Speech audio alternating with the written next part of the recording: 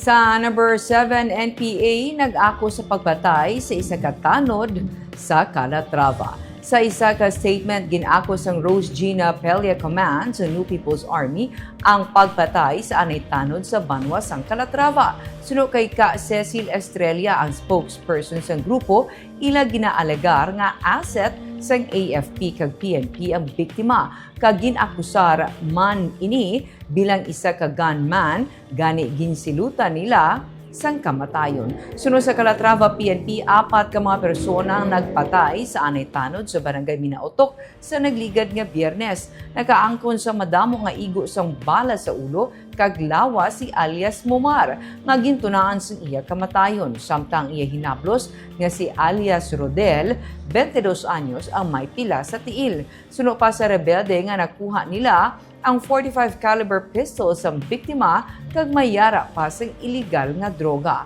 Ginsiling naman ni Police Captain Jesus Alba, ang hepe ng Calatrava PNP, ginpaarakan tiro sa mga armado ang biktima kag antes sila magpalagyo, ila ginkuha ang wallet sa biktima nga may unod nga 40,000 pesos nga cash kag duha ka mga cellphones. Nagkuha sa crime scene ng mga fired cartridges sa caliber 5.56 nga ginagamit sa Armalite kag M16 rifles, pati na empty shells sa caliber 45.